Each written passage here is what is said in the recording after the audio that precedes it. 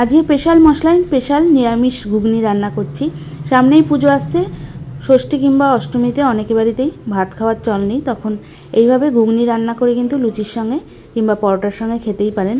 তার জন্য সমপরিমাণ কাবলি ছোলা আর মটর সারা রাত ভিজিয়ে রেখেছিলাম। এবার প্রেশার কুকারে দিয়ে এর মধ্যে দিয়ে দিচ্ছি একটা বড় সাইজের টমেটো আর একটা ছোট সাইজের টমেটো আর দুটো মিডিয়াম সাইজের আলু, আর দিয়ে দেবো স্বাদ অনুযায়ী কাঁচা লঙ্কা, তারপর দিয়ে দেবো 1 চামচ পরিমাণ লবণ আর দিয়ে দিচ্ছি পরিমাণ অনুযায়ী জল। তারপর প্রেশার কুকারের ঢাকনা দিয়ে 5 থেকে 6টা সিটি দিয়ে ভেপারেই রেখে দেব, কারণ এখনকার মটর খুব তাড়াতাড়ি সিদ্ধ হতে চায় না। এবার আমি একটা মশলা তৈরি করে নেব যতক্ষণ না মটরটা সিদ্ধ হচ্ছে। তার জন্য প্রথমেই কড়াইয়ে দিয়ে দিলাম দুটো তেজপাতা। তেজপাতাটা যেহেতু একটু ধুয়ে নিয়েছি তাই একটু নাড়াচাড়া করে নিচ্ছি। তারপর দিয়ে দিচ্ছি শুকনো লঙ্কা।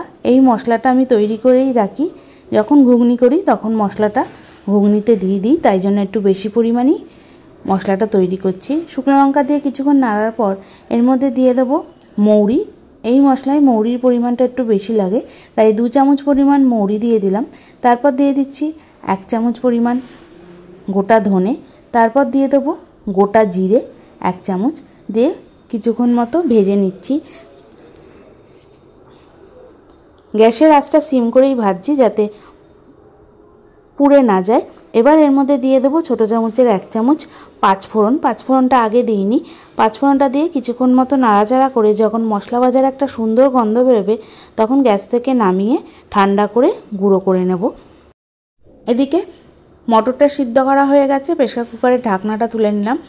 এবার খুব ভালোভাবে আলু, টমেটো, কাঁচা লঙ্কা গলিয়ে নিচ্ছি। দেখে হয়তো বুঝতেই পারছেন মটর আর কাবলি ছোলা খুব ভালোভাবে সিদ্ধ হয়ে গেছে।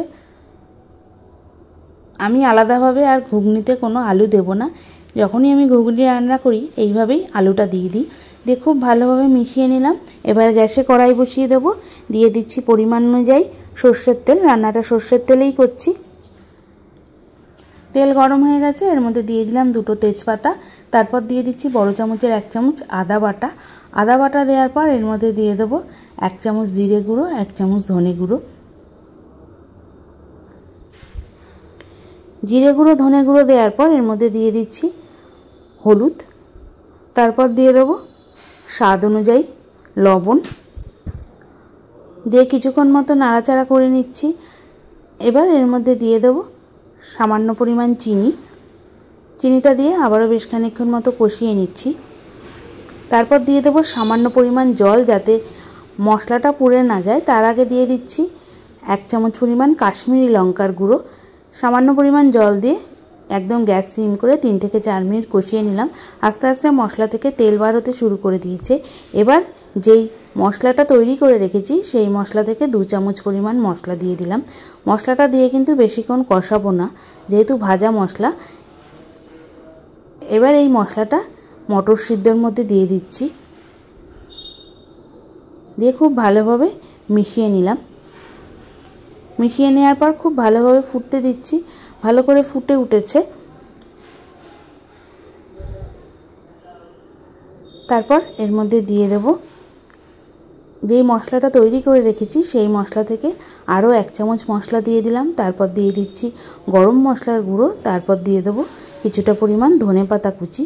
ধনেপাতা কুচি দিয়ে খুব বেশি ফুটাবো না, তাহলে ধনেপাতার গন্ধটা চলে যাবে। এবার আমি গ্যাস বন্ধ করে দিলাম। তাহলে তৈরি হয়ে গেল পুজো স্পেশাল নিরামিষ ঘুগনি। আশা করছি রেসিপিটা আপনাদের ভালো লাগলো। দেখা হবে অন্য কোনো নতুন রেসিপি নিয়ে।